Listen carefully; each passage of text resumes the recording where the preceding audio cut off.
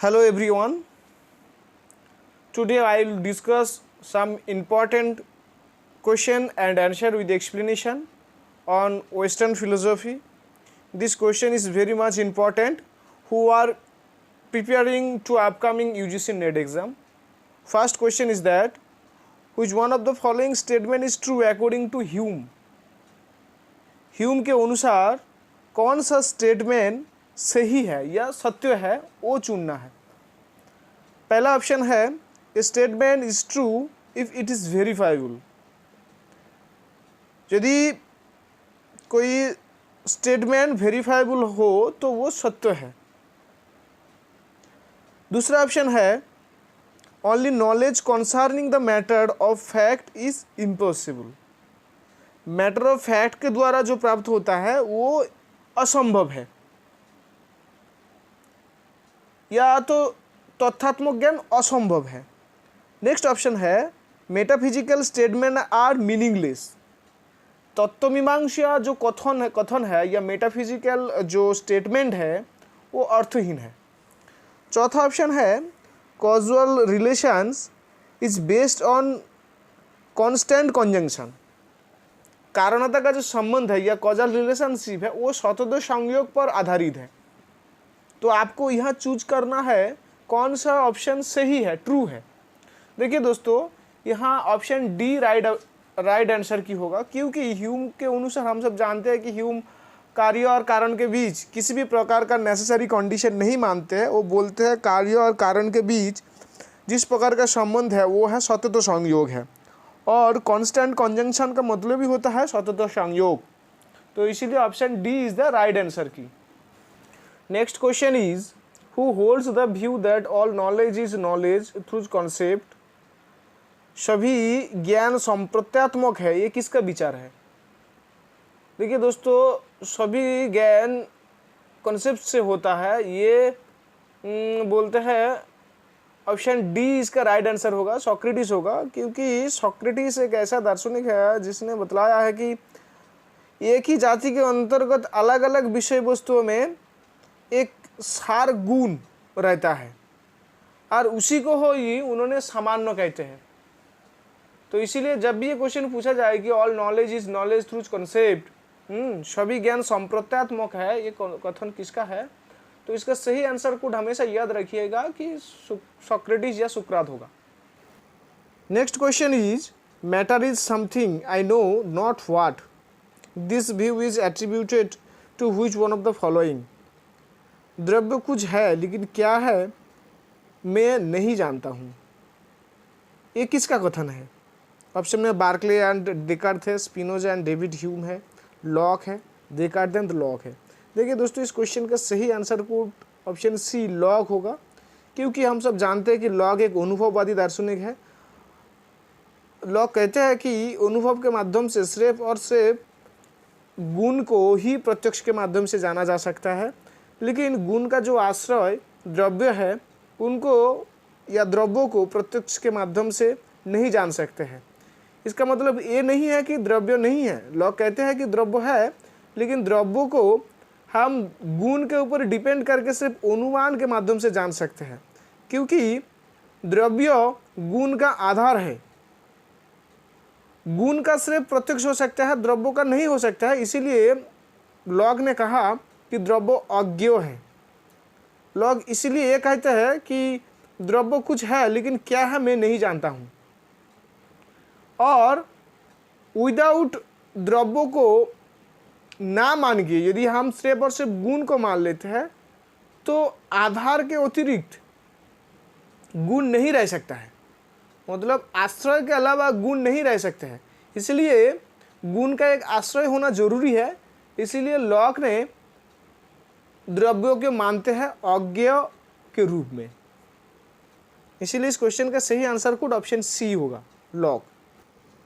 Next question is what is Aristotle's correct description of God. Aristotle के अनुसार ईश्वर के संबंध में सही विचार कौन सा है?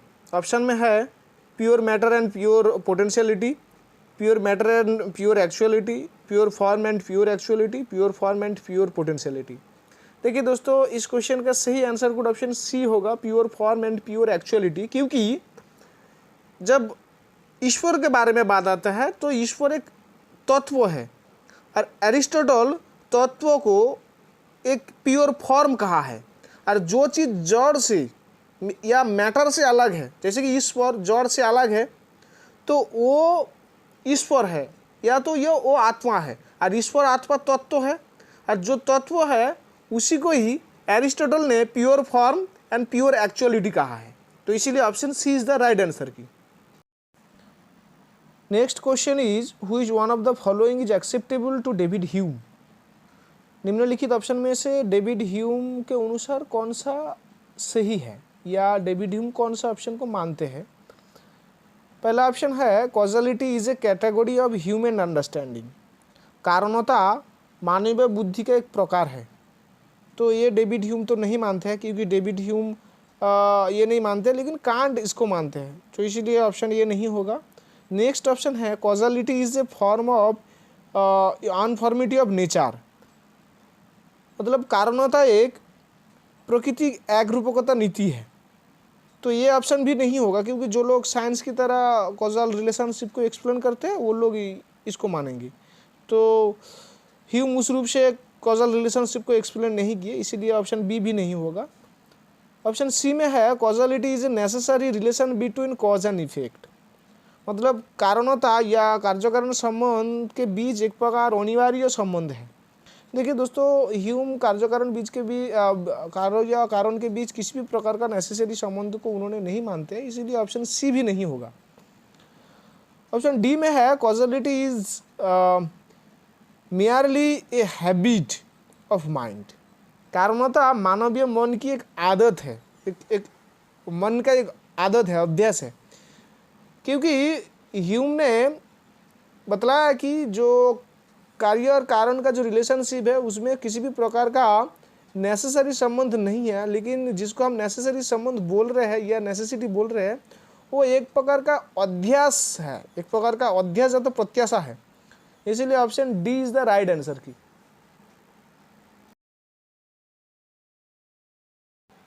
Next question is which one of the following is compatible with Spinoza's philosophy. निम्न में से कौन स्पिनोजा दर्शन के संगत है, या तो या स्पिनोजा के दर्शन से कौन सा ऑप्शन सही हो रहा है, कौन सा ऑप्शन जा रहा है, वो चूज करना है। पहला ऑप्शन है ऑग्नोस्टिसिज्म या अज्ञेयवाद। दूसरा ऑप्शन है एथीज्म, अनीश्वरवाद है। तीसरा ऑप्शन है पैंथेइज्म, सर्वेश्वरवाद है। और चौथा ऑप्शन है थेइज्म, ईश्वरवाद है। देखिए दोस्तों, इस क्वेश्चन का सही आंसर कुछ ऑप्शन सी पैंथेइज्म या सर्वेश्वरवाद होगा। क्योंकि स्पिनोजा के अनुसार सत्ता एक है और वो सत्ता स्वतंत्र है और सर्वव्यापी है। और स्पिनोजा कहते हैं सब कुछ द्रव्य है या द्रव्य ही सब कुछ है। स्पिनोजा ने अपने द्रव्यों को अमूर्त से बचाने के लिए ईश्वर का नाम दिया है। इस तरह स्पिनोजा के द्रव्यों के सिद्धांत सर्वेश्वरवाद का प्रतिफलन है। इसलिए option C is the right answer key. Next question is which one of the following doctrine is incompatible with Spinoza. Spinoza के दर्शन के साथ कौन सा सिद्धांत संगत नहीं है या असंगत है। ऑप्शन में है पैरेललिज्म ऑफ एट्रीब्यूट्स। फिर ऑप्शन 2 में है pre establish harmony. Option C में है डिटर्मिनिज्म। ऑप्शन डी में है नेचुरा नेचुरांस। देखिए दोस्तों, बहुत ही इजी क्वेश्चन है, ये स्पिनोजा का है। इस क्वेश्चन का सही आंसर कोड है option B, pre establish harmony. क्योंकि देखिए पैरेललिज्म तो स्पिनोजा का है, डिटर्मिनिज्म भी स्पिनोजा का है और नेचुरा नेचुरांस भी स्पिनोजा का है। तो यहाँ क्वेश्चन में पूछा गया था कौन सा ऑप्शन स्पिनोजा के दर्शन के साथ संगत नहीं है। तो पी एस्टेब्लिश तो लाइबनिज का है, तो इसीलिए पी एस्टेब्लिश हार्मोनी या पूर्व स्थापित संगति ये ऑप्शन नहीं होगा। मतलब ऑप्शन बी इसका स्पिनोजा से रिलेट नहीं हो रहा, इसीलिए option B is the right answer key. Next question is the philosophical phrase identity of indiscernibles is associated with तादात्म्य का अभेद। ये कॉन्सेप्ट किस फिलोसोफर के साथ एसोसिएटेड है? देखिए दोस्तों, इस क्वेश्चन में ऑप्शन में जो दिया हुआ है लॉक, लाइबनिज, डेकार्ट और डेविड ह्यूम दिया हुआ है, इसका सही आंसर कुछ लाइबनिज होगा। क्योंकि देखिए दोस्तों, लाइबनिज मोनाडोलॉजी को एक्सप्लेन करते समय उन्होंने बतलाया कि जो चित्त परमाणु है या मोनाड है वो अपने आप स्वतंत्र है, लेकिन वो स्वतंत्र होते हुए भी सब मिल के एक तंत्रता या तो एक सामंजस्य बना के रखे है इस जगत में। तो इसीलिए इस क्वेश्चन का answer code option B Leibniz होगा। Next question is which one of the following is acceptable to David Hume. David Hume के अनुसार कौन सा स्वीकार्य है? ऑप्शन में है sensationalism, parallelism of mind and matter, materialism और स्पिरिचुअलिज्म।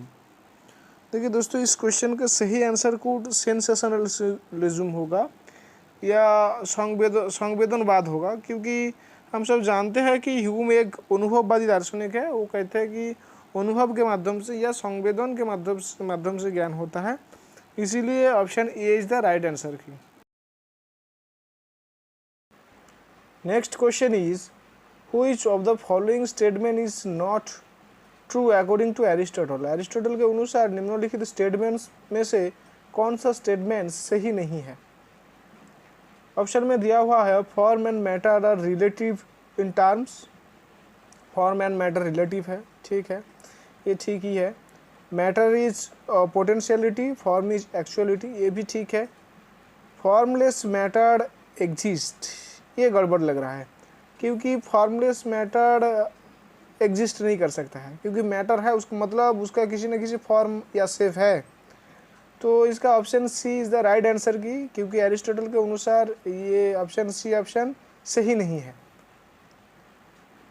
और ऑप्शन डी तो ठीक ही है, मैटरलेस फॉर्म इज रियल, मैटरलेस फॉर्म हो सकता है, लेकिन ऑप्शन सी नहीं हो सकता है। इसीलिए इस क्वेश्चन का सही answer code option C, formless matter exist. Next question is which of the following proposition are acceptable to Berkeley. Berkeley के अनुसार निम्नलिखित प्रोपोजिशन या अवधारण में से कौन सा अवधारण या प्रोपोजिशन बार्कले मानते हैं? तो पहला है परसीव्ड एंटिटीज एग्जिस्ट, जिसको प्रत्यक्ष किया जा सकता है, उसका अस्तित्व है, ये तो मानते हैं, क्योंकि हम सब जानते हैं कि बार्कले का एक मेन कॉन्सेप्ट है एसिस्ट पार्सिफाई, तो उसी का ही प्रतिफलन है, तो ऑप्शन ए होगा एकदम निश्चित। फिर अच्छा देखिए दोस्तों, और पढ़ने का ज़रूरत ही नहीं है, निम्न जो ऑप्शन दिया हुआ है उसमें आप देखिए ऑप्शन ए सिर्फ डी में ही है। डी में देखिए ऑप्शन ए है और ऑप्शन सी है, तो इसका राइट आंसर क्या ऑप्शन डी होगा, ए एंड सी। देख लेते हैं सी में क्या है। सी में है self is what the substratum of the bundle of sensation. हाँ, बार्कले के अनुसार जिसको हम सेल्फ बोल रहे हैं वो क्या है ना, बंडल ऑफ सेंसेशन, बहुत सारे संवेदन का एक बंडल है। तो इसीलिए इस क्वेश्चन का सही आंसर कोड ऑप्शन डी है, जहाँ ए और सी ये दोनों प्रोपोजिशन सही हो रहा है according to Berkeley. Next question is which of the following proposition are not acceptable to Heraclitus. Heraclitus के अनुसार कौन सा प्रोपोजिशन एक्सेप्टेबल नहीं है? देखिए दोस्तों, इसमें ऑप्शन जो दिया हुआ है, पहला ऑप्शन है being consist of nothing but being. फिर दूसरा ऑप्शन है one can not step into the river twice. Option C में है being passes into not being and not being into being. फिर है apeiron is the fundamental star of the universe. देखिए दोस्तों, इसमें ना ऑप्शन बी में और सी में जो है वो दोनों तो हिराक्लिटस के अनुसार सही है, मतलब उन्होंने मानते हैं, क्योंकि हिराक्लिटस चेंज को मानते हैं, इसीलिए वो कहते हैं कि एक ही नदी में या समुद्र में दोबारा डुबकी नहीं लगा सकते, तो इसीलिए बी तो सही है।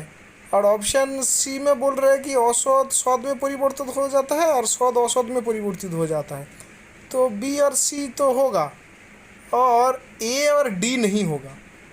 हेराक्लिटस के अनुसार ए और डी नहीं होगा, इसलिए जिस ऑप्शन में ए और डी है वही राइट आंसर की होगा। तो इसी हिसाब से option D is the right answer की। ऑप्शन डी में देखिए ए और डी है, तो इसीलिए option D is the right answer की।